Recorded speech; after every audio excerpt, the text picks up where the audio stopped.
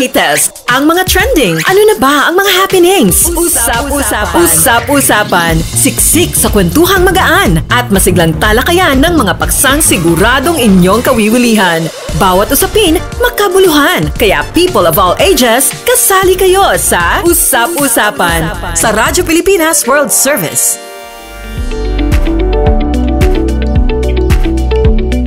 Okay, magandang araw po sa mga tagapakinig, tagapanood at taga-subaybay na palatuntunang usap-usapan. Muli na naman po tayong sumasahimpapawid. Ito po ang programang handog ng Radyo Pilipinas World Service. Siyempre po, live nyo po kaming napapakinggan sa Radyo Pilipinas World Service, Presidential Broadcast Service audio streaming. At para po sa mga hindi pa nakaka-download, i-download nyo lamang po ang Evox PBS receiver sa Google Play para po sa mga Android users at sa App Store naman po para sa mga Apple phone users. Iniimbitahan po namin kayong bisitahin ang Radyo Pilipinas World Service Facebook page at YouTube channel. I-type at i-search lamang po ang Radyo Pilipinas World Service. Paki-subscribe, like at share na rin po. Ako pa rin po ang inyong makakasama sa programa Usap-Usapan. Ito po si Bea Gaza de Guzman. At para sa programa ngayong araw ay meron po tayong mga panauhin. Sa unang bahagi po ng ating palatuntunan, makakasama po natin si Professor Julio Castillo. Siya po ang Chairman at President ng Akbay Kalikasan Environment Society para pag-usapan po itong teknolohiya na kanilang iminumungkahi para solusyonan po ang waste management. At sa ikalawang bahagi naman po makakasama natin si Quezon City Mayor Joy Belmonte para naman po pag-usapan itong Quezon City Stops All Forms of Exploitation o QC Safe Seal. At para pasimulan na nga ito, ito nga pong mga nakaraang linggo, nagdulot po ang habagat ng malalakas na pag-ulan at marami po ang naapektuhan na matinding pagbaha sa Metro Manila. Batay sa datos ng Department of Social Welfare and Development o DSWD noong July 22, 2025, mayroong 490,418 na pamilyang apektado ng habagat kung saan 14,191 dito nagsilikas sa mga evacuation center. Paliwanag na isang mambabatas mga basura, lalo na sa waterways, ang isa sa mga dahilan ng pagbaha. Ayon kay Caloocan 2nd District Representative Egay Erice, nakalilikha ng 10,000 tons ng basura kada araw ang mahigit 14 milyon na mga Pilipino at 40% lamang dito ang nakokolekta. 60% ang napupunta sa drainage creek at natural waterways. Una nang ibinahagi ni Department of Interior and Local Government o DILG Secretary John Vic Remulla na magpupulong sa isang summit ang mga alkalde ng Metro Manila upang pag-usapan ang waste management at tugunan ang pagbaha.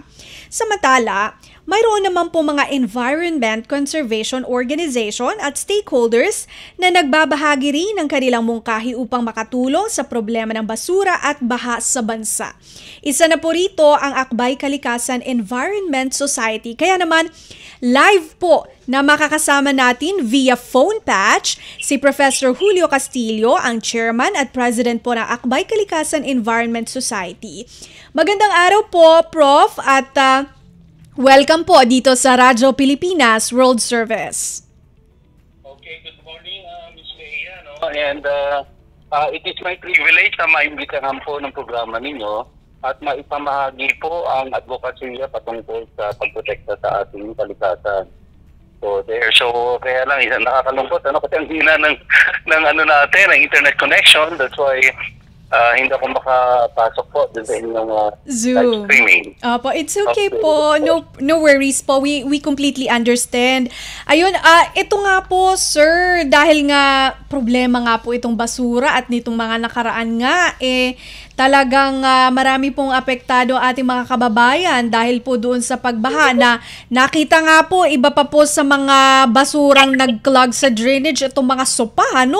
So, Professor Julio, ano po ba itong bagong solusyon na pwede nating malaman sa inyo na tutugon dito sa problema ng basura, sir? Okay, so thank you, Miss Leia.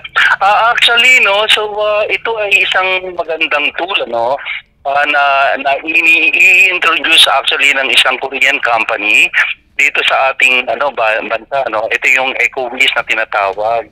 So ito yung actually high temperature furnace, na parang talagang either stream heat, yung pyrolysis system ay talagang magiging kumbaga madali na kung paano i-curtail ang pagtunaw o pagsunog sa ating mga basura na hindi na-hamper ang efficiency ng kanyang ng kanyang efficiency. At ito ay eco-friendly, no? Eco-friendly in a sense that hindi siya nagkukos ng any toxins, any smoke that would that would talagang harm the environment. Ang mga benefits talaga nito sa eco-friendly, kasi sa thermal decomposition ng mga solid waste natin ay nagiging maayos po, no? Nagiging maayos siya, mabilis, maayos at pwede nang pagsama lahat, hindi nabubulok at saka yung solid waste in one isang subuan, kumbaga, sa ating outfit ng EcoWiz. Now, unang-una, dati kasi yung mga dating naging problema ng ating mga kakila ay pinasok dito ng isang company ay masyadong magastos. No? Ito kasi, sa mga special features ito, bukod sa mobilite siya, so you can move it from one place to another. Tapos hindi na siya, kasi wala nga siyang button na tinatawag na mapanglinis, hindi na kailangan yan. Walis-walisin lang yan, doon sa loob, and everything, pati yung mga residue. Hindi na kailangan kasi masisira ako pag pinagyan pa ng tubig sa pulit. Okay. Oo, so therefore, yes. Oo, tapos ang maganda ko nito, ito ay efficient in electrical consumption because yung household electricity lang ang kailangan para i-operate ito. Para lang plancha ka, parang gano'n, pinlag mo, parang gano'n, na ordinary two-phase, nito kuryente, parang gano'n. Tapos yung air pollutants niya, talagang super siya, almost zero. No? Almost zero po yan, no? Air pollutant. Saka wala pong black fumes, di ba? Normally nakikita natin. Pag nagsusunog tayo, yung gulong lang, saka yung mga styrofoam material, talagang makikita ninyo at maaamoy natin from a distance, even. Ito, walang ganon, walang amoy, walang usok, walang itim na usok, at yung air pollutant, almost zero po talaga. So, yun po yung mga special feature nito. That's why ako talagang pinaglalaban ko ang, ang pagprotekta sa kalikasan. Nakita naman natin ang mga epekto niyan. Hindi lang ngayon, yung naging baha, epekto yung nangyari. But apparently, even din problema na ito. Kasi ako naniniwala na lagyan mo ng tao ang isang lugar na walang tao. Pasurang individual po niya. So that's why yung kalikasan po ay masigasig, na kahit paulit-ulit po nagbabiolate tayo, na, in our discipline, but we have to instill the strict compliance with the discipline of the human being. So yun po ang aming patuloy natin na At ako ay, ang akbay kalikasan din ay bukod po sa mga ganitong yung mga parang isa sa mga solusyon ng ating problema, itong EcoWiz, ay patuloy pa rin ang Zero Waste at Source lecture series ko sa mga barangay, sa eskwelahan, etc., sa mga communities. For me to remind them of the importance of sa bahay pa lang, wala ng basura. Yung Zero Waste at Source, yung parang lecture series ko yan.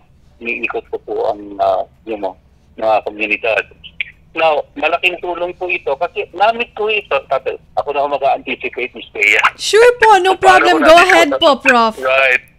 Kung paano ko na-discover, So, yes.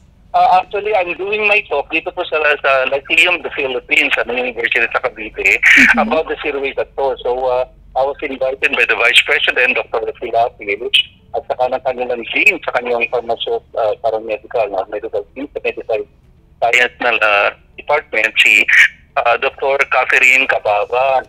Now, during my talk, so I think they're part of my audience and there are hundreds of residents that they invited. convention, center. Okay. So during the talk po, parang siguro na-realize nila Dr. Pilar na maganda itong kapit dito sa Korean friend nila. Actually, they were the one who recommended me kay Dr. Chung, Dr. Jong Tung, na merong nakatira na po rito sa Pilipinas for so many years.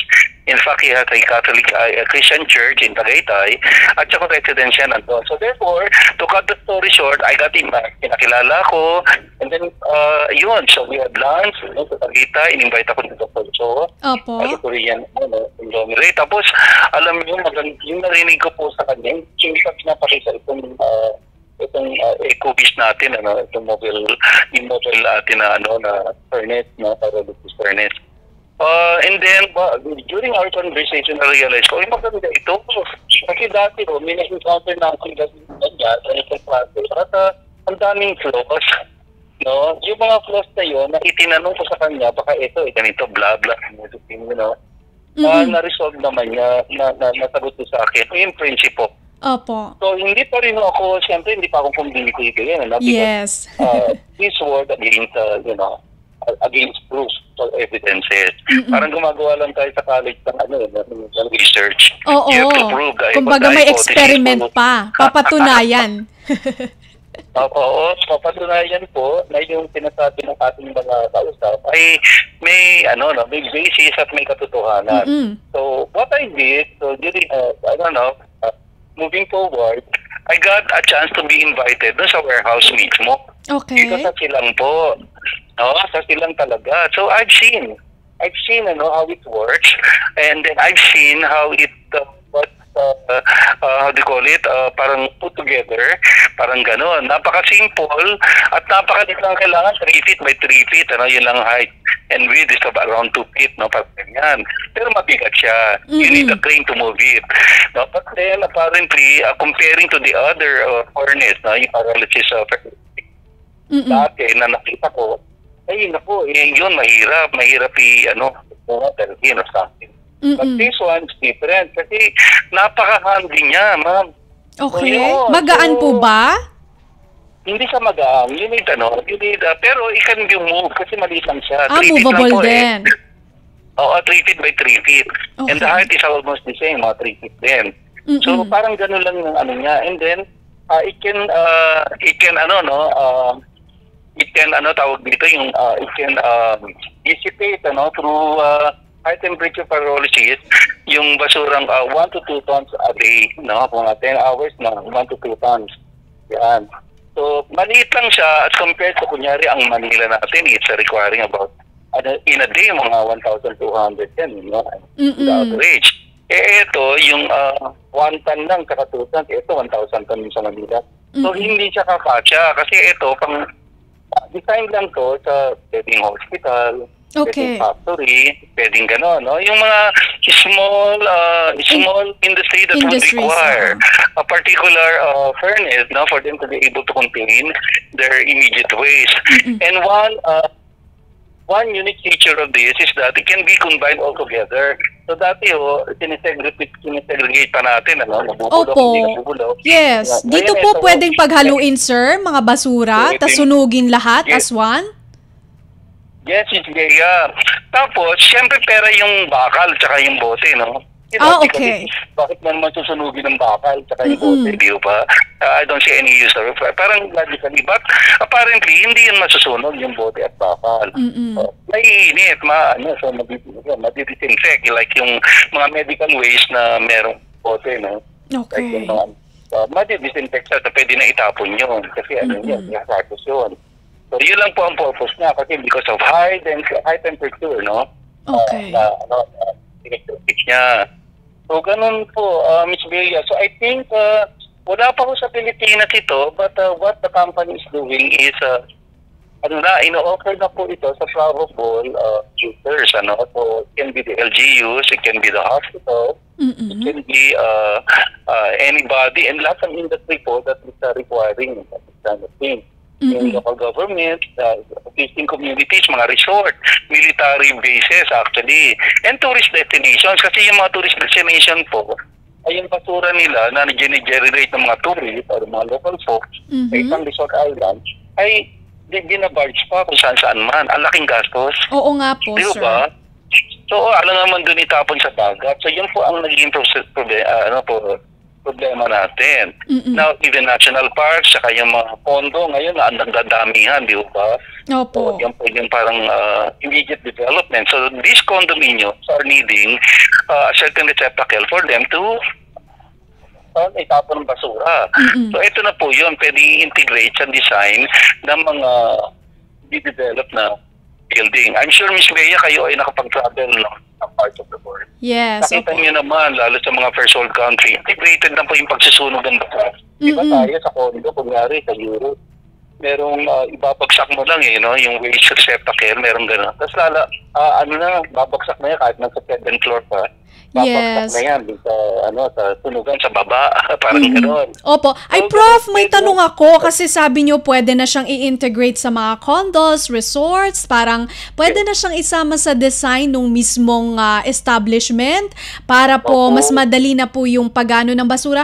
Now, para po sa mga gustong malaman, yung init po ba na manggagaling dito sa pagsusunog dito sa EcoWiz technology na ito, makaka-apekto din po ba dun sa init, kunyari, say for example sa condo, paano po ba ang magiging effect? Okay. So, dapat po merong exhaust naman na so, kunyari, let's say sa basement ilalagay kasi ibabagsak coming from the upper floors. Meron namang dapat ito pong, meron siyang init definitely, lalo pagka ang maximum init po nito ay umaabot ko na 1,000. All you need is 350, no? Degrees. Oo. So, ganun lang, yung 350. Pero, syempre, may konting init pagka 350. Pagka yung over 1,000, andyan na maglalabas ng init. Init at isa na naman. Ang tawag dito, yung kaya, i-sustain. Provided na yung paglalagyan mo, dapat, pwedeng sa gilid ng condo, open air. Oo, pwedeng doon sa basement, lalagyan mo lang ng proper ventilation. Parang gano'n. Or pwede mo lagyan na, anong tawag doon? Exhaust system. Okay. Ayun. At least pwede po, kasi siguro may mga interesado pong i-integrate din nga ito sa kanilang design para makatulong naman po parang corporate responsibility na rin po, no? Ng mga establishments na to maging bahagi ng maayos na pangangasiwa sa basura. Ano po? Opo, naku talaga, Miss Bea, tama po yan. Sa tulong po ninyo, Radyo Pilipinas, Diyos ko, alam nyo, naging suki nyo yung ako, no? Oo nga po Pero I'm grateful. Dapat ay kalikasan ng grateful. Tsaka yung ating mga kapartners po ay grateful sa ginagawa po ng Radyo Pilipinas. At ang presidente po natin ay alam ko ay suportado po ang ganitong effort. Yes. No? Ng ating government regarding the curtailing of yung kagaya nito, yung protekta sa ating environment. Itong EcoWiz pala, Miss Bea, wala siyang air pollutant. Oo nga po, sabi niyo dun sa kanyang mga benefits, eco-friendly, yung pagme-maintenance, hindi naman po siya high maintenance. Actually, kayang walisin lang po yung mga abo sa loob. Bawal na nga siyang basain, dahil baka mag-rust yung loob. And then, sabi niyo po, Sir, efficient din po yung electric consumption kasi sabi niyo parang pang-residential lang po ang yung baga pwedeng gamitin. Oo, ang consumption niya more or less mga 4 watts lang po. Consumption, 1 per minute. Opo. Ganun po siya. Ang ganda nga ako So right now, itong company po na ito are into the compliance of some other compliance. Pero sa Korea po, first world country, no? At saka yung, I think sa Indonesia, they have it already. And Malaysia, no? And Korea, no? Sa South Korea, dun ginagamit na ho nila ito.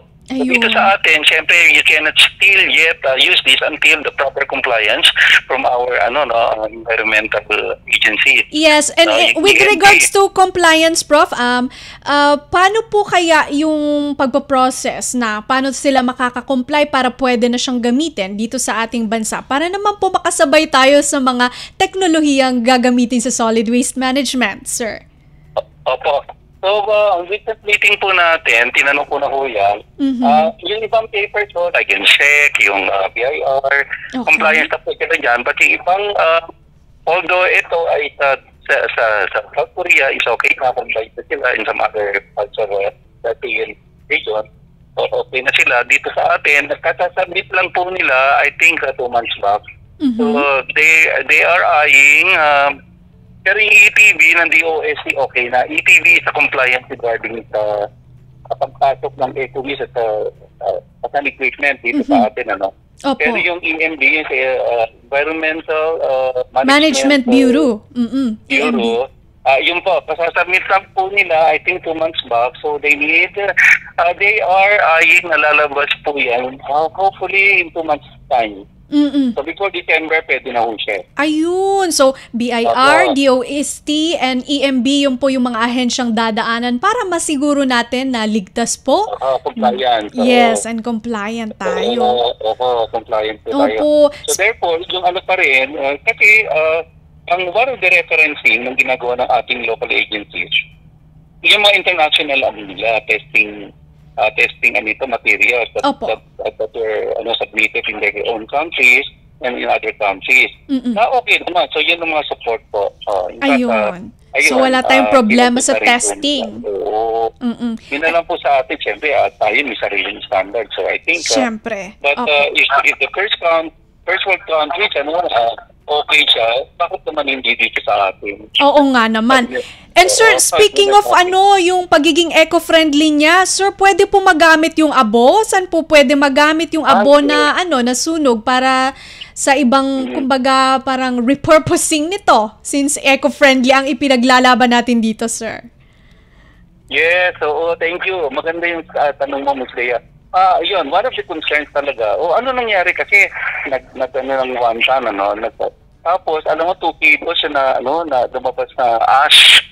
Doon sa yung result ng 1 ton ko, Pero mo, para 2 kilos lang of ashes, parang gano'n. So, yes. Pero ka-effective. Now, ang ginawa nila, ayun, inihalo sa toy. Ayun, meron sila, actually pinakita yung buwet. Wow! Nabuhay yung tanim. Pwede po fertilizer, abono po. Oo, pwedeng, hindi siya abono, but pwedeng, yung parang additives sa lupa. Opo. Oo. Pwedeng additives sa lupa para maging healthy. Parang gano'n. Tapos, at the same time, pwede mo siyang part of the ingredient, isama sa ingredients, tama ba yung ingredients ba?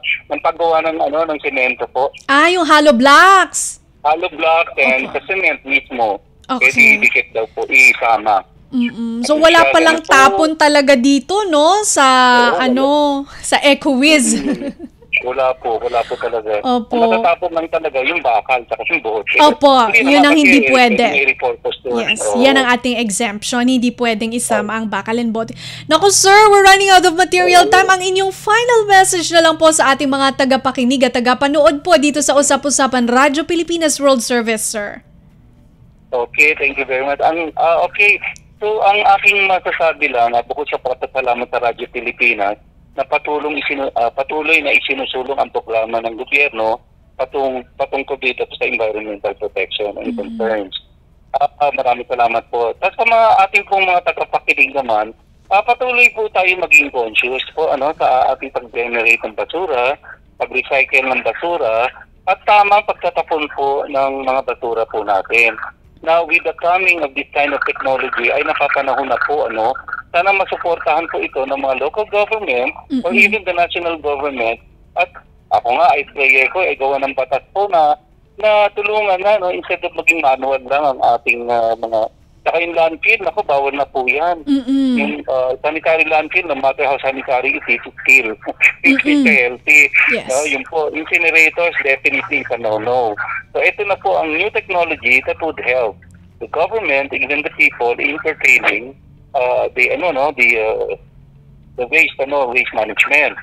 So yun lang po. So again, maraming salamat po at I appreciate po the effort. At wag ko kayo magsasawa, Ma'am Bea, ang Yes inyong po. programa na katulad po, I would like to take the opportunity. Okay lang mo ba? Sige po, kung may activities po ang Akbay Kalikasan, you can go ahead and share po sa ating mga tagapakinig.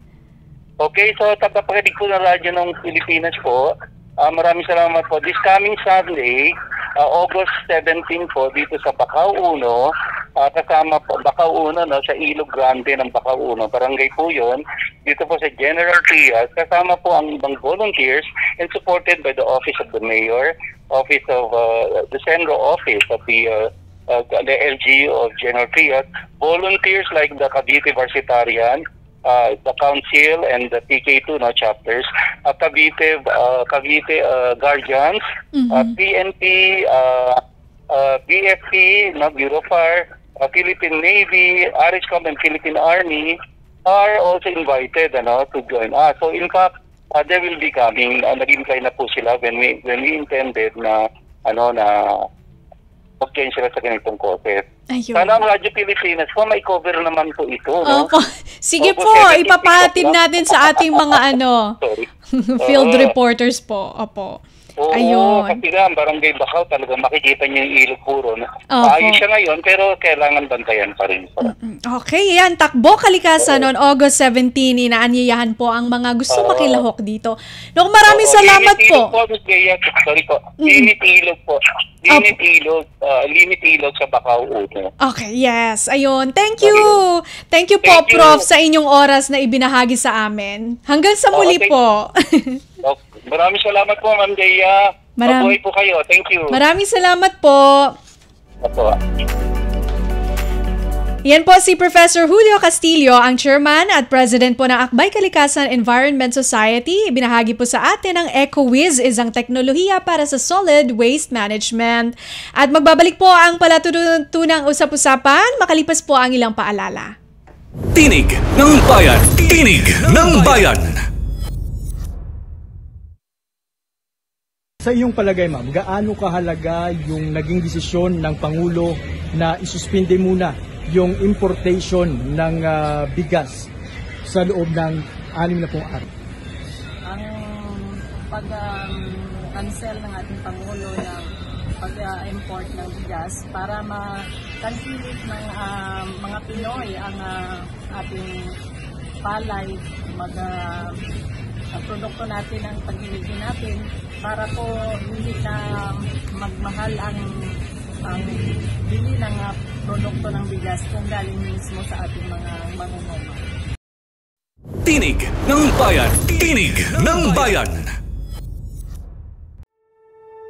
Akala ko dati, sobrang mahal ng tablets. Pero dahil sa ASEAN, halos zero na ang buwis sa tech imports. Kaya mas affordable na sa mga tulad kong estudyante. Sa digitized custom system ng ASEAN, mas mabilis dumating ang mga learning gadgets. Mas konti ang delay, mas marami ang matututunan. Mas madali na mag-source ng parts at accessories ngayon. Dahil sa trade agreements ng ASEAN, mas mabilis ang cross-border shipping at mas mura ang gastos. Dahil sa mas malawak na internet sa ASEAN, kahit sa probinsya nakakabili na kami ng tech online. At maraming ASEAN-made products na good quality. Abot kaya pa. ASEAN supports local innovation. Meron tayong mga hubs na tumutulong sa mga inventors at startups gaya ko para protektahan ang ideas at gawing negosyo. Hindi ako techie, pero ngayon marunong na ako magbayad at tumanggap ng QR gamit ang phone. Dahil sa ASEAN, mas accessible ang technology kahit sa maliliit na negosyo. Dahil sa digital trade provisions ng ASEAN, mas maraming tech brands online. Nakaka-order ako ng gadgets at accessories na dati ay imported lang. Ngayon, mas mura at legal. Dahil sa ASEAN, mas abot kaya ang tech, mas mabilis ang access, at mas maraming oportunidad para sa lahat. Innovation across borders para sa bawat Pilipino. Mas pinadali na ang government transactions sa tulong ng eGovPH Super App. Pwedeng-pwede mo nang magawa ang lahat ng ito. I-download ang eGov app sa iyong smartphone o tablet mula sa App Store o Google Play Store. Pagkatapos, ilagay ang iyong mobile number at i-authenticate gamit ang one-time PIN o OTP para marehistro ang iyong account. Saka ilagay ang iyong mga pangunahing impormasyon at kumpletuhin ang facial recognition technology para sa verifikasyon ng iyong pagkakakilanlan. Para sa mas mabilis at mas maayos na serbisyong panggobyerno, gamitin na ang eGovPH Super App. Anong latest? Usap-usapan. Dito sa Radyo Pilipinas World Service.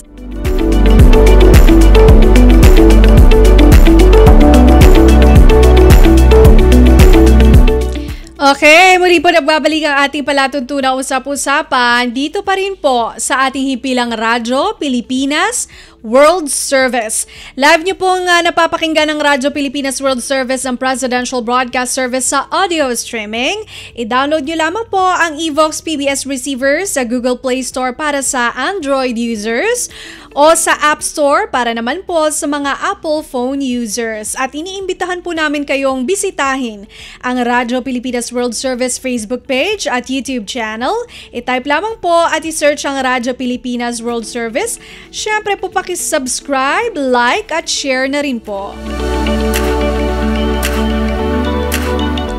At sa ikalawang bahagi po ng ating palatuntunang usap-usapan ay makakasama naman po natin si Mayor Joy Belmonte po ng Quezon City para po pag-usapan naman itong Quezon City Stops All Forms of Exploitation o QC Safe Seal.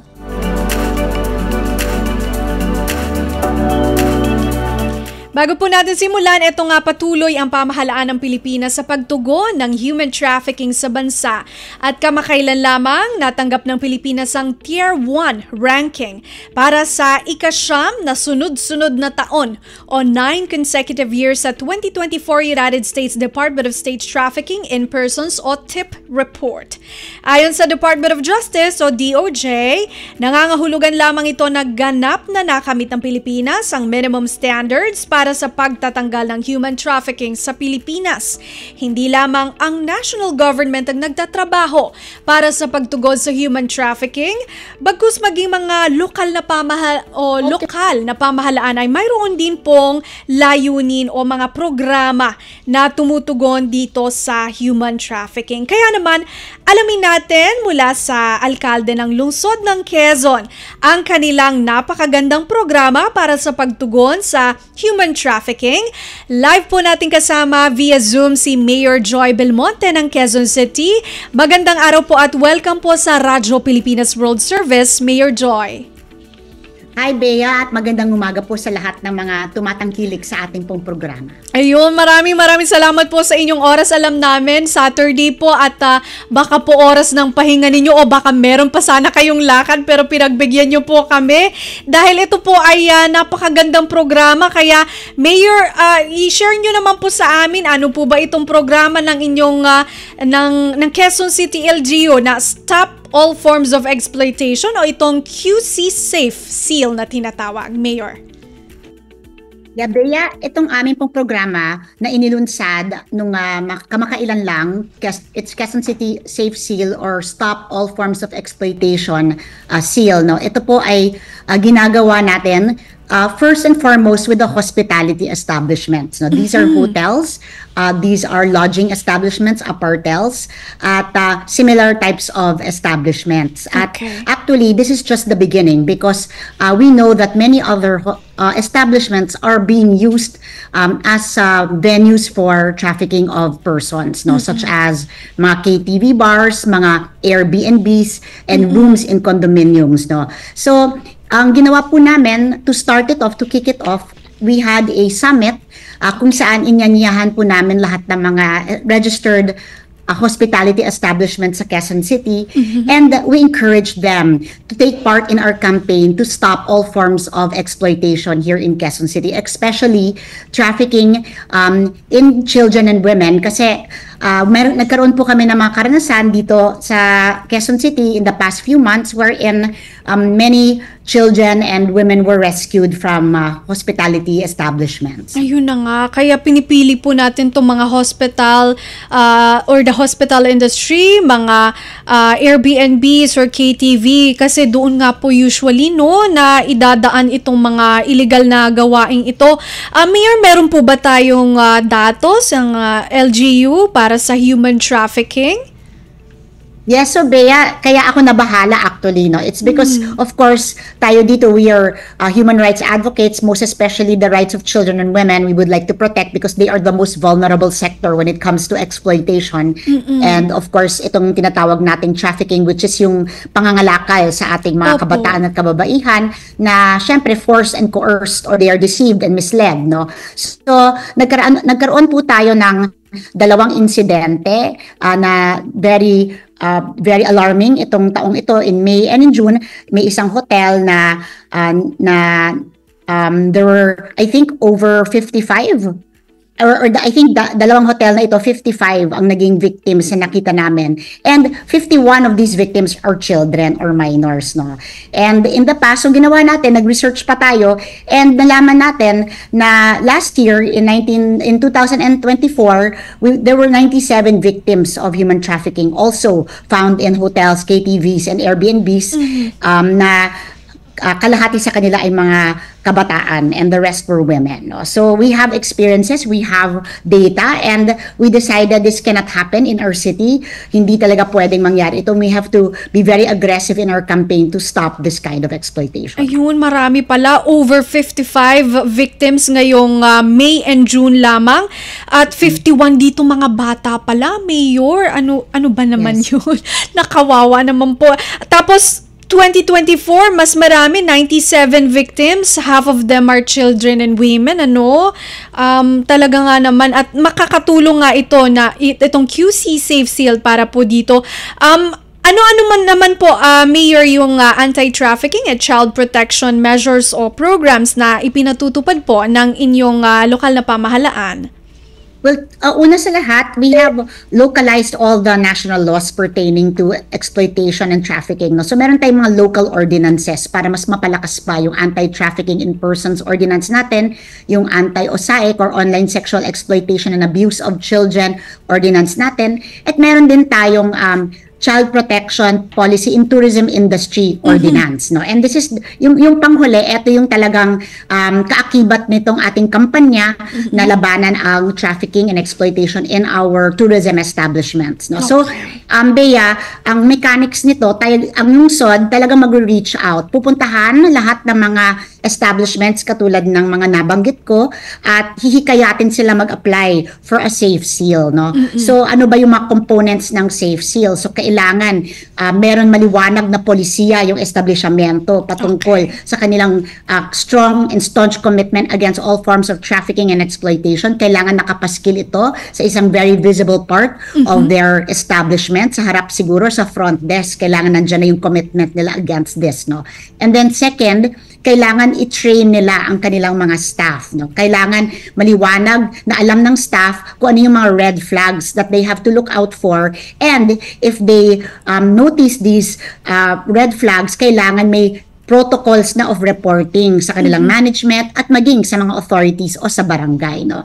And of course, the presence of different signages and the presence of a safety officer sa establishment na ito na magiging in charge sa kanilang mga safety protocols for the protection of children and women. And of course, even young boys are also victims of exploitation and abuse. So meron po tayo niyan.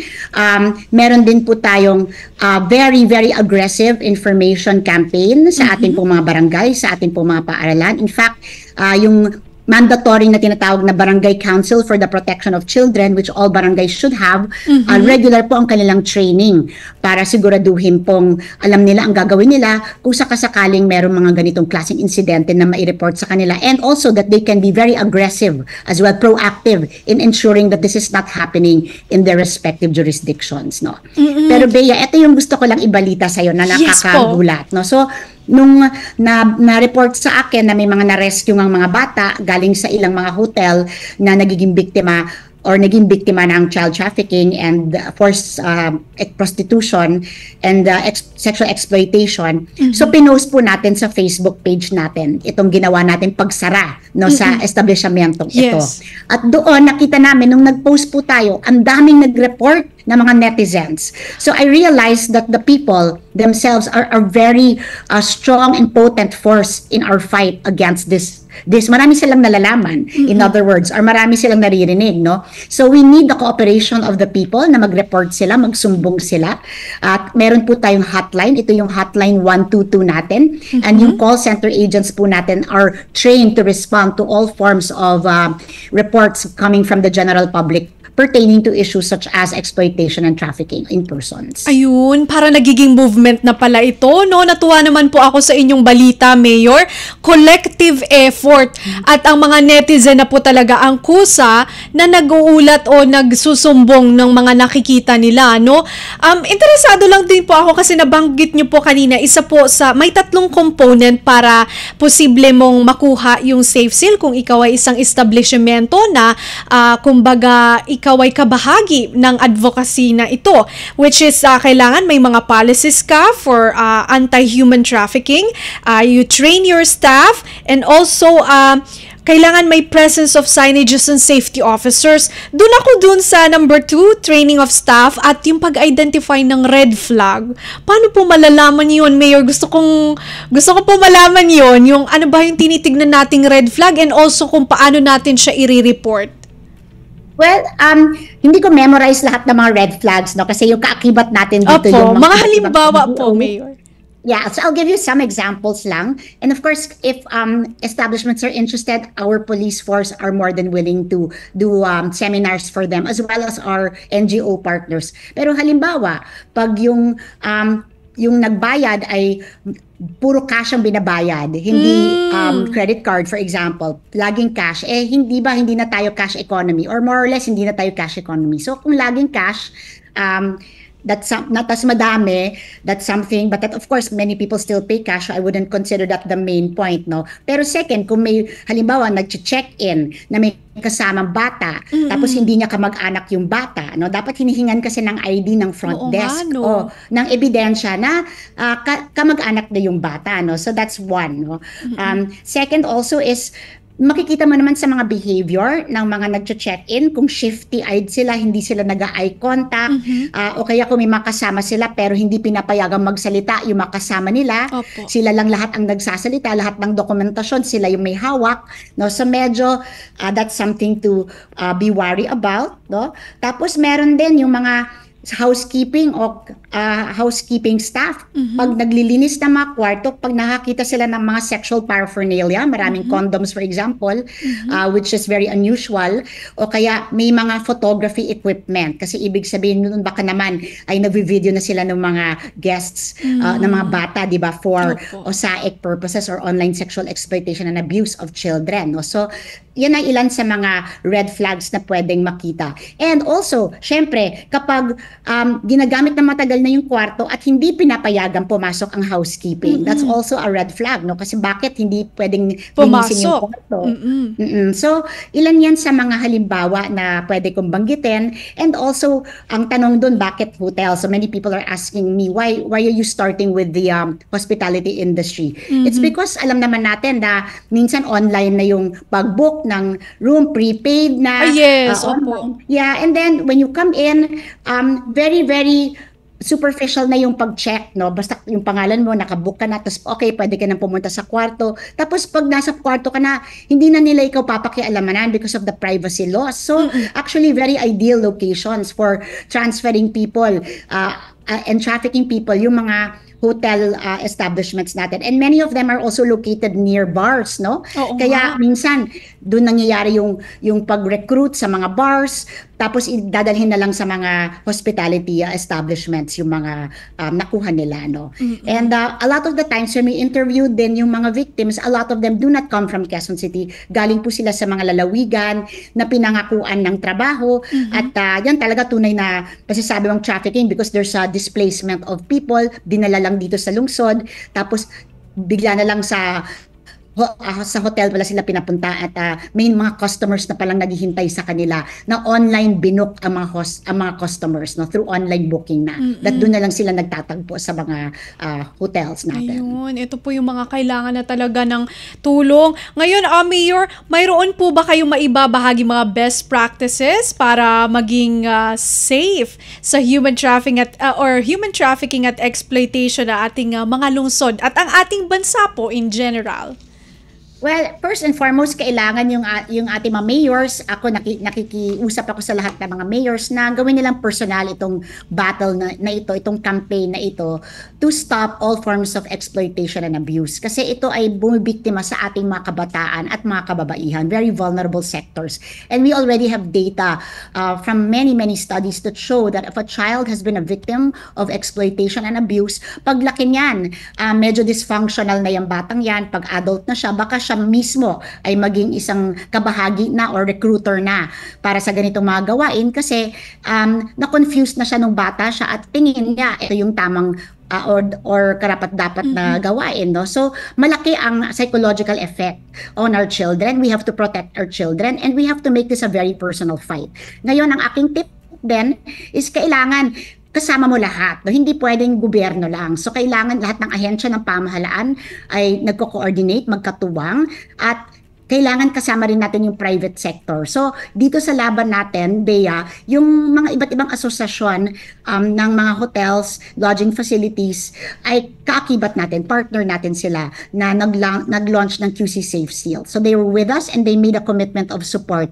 Partner din ng lungsod ang lahat ng mga NGOs that are really advocating to protect our children. So, they also made commitments of support and they promised to work with the city government. And of course, one very important partner of the city is the church, yung simbahan po. Opo. Kasi alam niyo po, I found out many children, pag nagko-confess pala or nagpupunta sa simbahan, nagkukwento sila sa mga local parish priest sila o yung mga taong simbahan. So the church is a very potent tool as well that can help us address this issue. So bilang pamahalaan, bilang mayor, my best, I would say best practice is to gather the people together, make sure that this campaign is public, make sure there are adequate channels for reporting. In our case, we have 122, hotline 122, and work with the schools as well because hindi lang po yung mga hotels ang dapat tina-train, pati sa paaralan kapag yung mga bata ay nagpapakita ng mga behaviors na tingin ng mga teachers at principals ay red flag,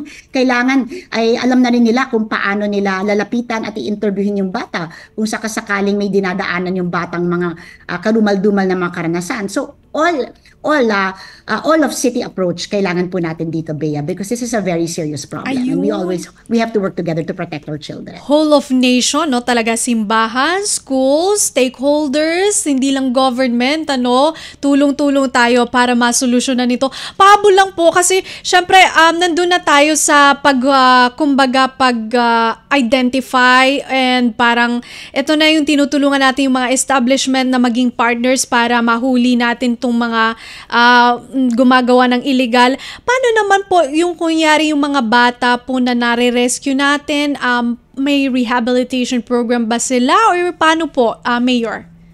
Yes, marami pong shelters ang Lungsod Quezon. In fact, sabi ko nga sa ating mga kaibigan sa DSWD, kaya naman ang Quezon City. We just need guidance from them in terms of technical support. But we have shelters already here. We have many trained social workers kasi nga prioridad ko talaga dito sa Quezon City ang kaligtasan ng ating mga kabataan at kababaihan. So we have so many trained social workers and we have all the necessary technical support to assist these children to make sure they are counseled, to make sure that they have mental health support, to make sure that they are given all of the support and opportunities needed para malagpasan nila yung mga nadaanan nilang karanasan at mabalik sila sa mainstream ng lipunan at sa kanilang pag-aaral. So, handa naman po ang lungsod na tumugon sa mga na-rescue na natin mga kabataan. In fact, many of them are still with us in our custody and we are looking after them. No? Ayun. So, hindi lang natin hinuhuli po yung mga responsable dito sa mga illegal na gawain. Tinutulungan natin yung mga establishmento para maging partner po natin sila para ma-address nga po ito. And also, hindi humihinto doon, tinutulungan din natin yung mga biktima na meron po silang healing and recovery. Ayan ako, sinesenyasan na ako ng aking co-producer. Talagang nag-enjoy po ako dito sa pagtatanong kay Mayor. Final message nyo na lang po, Mayor, sa ating mga tagapanood at tagapakinig dito sa Radyo Pilipinas World Service. Ako po ay nakikiusap lang sa lahat po na nakikinig sa ating palatuntunan ang pagprotekta po sa ating po mga kabataan at kababaihan mula po sa trafficking, mula po sa sexual exploitation and abuse, ito po ay responsibilidad natin lahat. So sana po ay magtulungan po tayo. At sana po kapag meron po kayong napagmasdan na sa tingin ninyo ay mali, o kaya naobserbahan na sa tingin ninyo ay kailangan yatang i-report ito, wag po kayong mag-turn ng blind eye, wag po tayo magbulag-bulagan, mag-report po kayo. It's better to be safe than sorry. Kahit na it turns out wala pala yon, the important thing is we were able to investigate what you thought was alarming at nabigyan natin ng atensyon, because at the end of the day, every life that we save is an important individual. Bawat buhay ay mahalaga sa atin, no? And the city is willing to invest resources to protect our children. So sana lahat po tayo magtulungan lang po dito. And memorize na po ninyo yung hotline po natin, hotline 122. No issue is too small for you to report to us. Lahat po ay importante at lahat po ay bibigyan natin ng pansin at tugon. Ayun, maraming salamat po, Mayor Joy, sa oras na inilaan niyo po sa amin. Sa uulitin po, Mayor Joy. Thank you po. Thank you, Bea, at marami po salamat sa lahat. Ayan, yan po si Quezon City Mayor Joy Belmonte, at kanya po ibinahagi sa atin ang Quezon City Stops All Forms of Exploitation o QC Safe Seal. At naalaman niyo po yung hotline natin, 122, no? Sabi nga ni Mayor ay memorize niyo na. Dahil sabi niya, okay lang, it's better to be safe than sorry, no? Dahil lahat ng buhay ay atin pong pinapahalagahan. No, mainam na yung maging proactive tayo sa pagsusumbong kung may nakita po tayong kaduda-duda, lalo na po para po sa ating mga bata at mga kababaihan, no? Protection of children and women. At bago po tayo tuluyang magpaalam ay syempre magpapasalamat muna po ako sa ating po mga nakasama sa likod ng ating camera dito. Si Erwin Peñano ang aking pong co-producer at si Jerome Toledo na siya na rin pong tumatayong aming mga master control at wirecast operator. Lahat na po, kahit po ito ay mga production people, no? Thank you so much po sa effort ng ating mga kasamahan dito sa Radyo Pilipinas World Service upang maisayang papawid po itong usap-usapan. Muli ito po si Bea Gaza de Guzman at muli niyo po kami abangan next Saturday po para dito sa programang Usap-Usapan ng Radyo Pilipinas World Service. Tinig ng Bayan. Anong latest? Usap-Usapan. Dito sa Radyo Pilipinas World Service.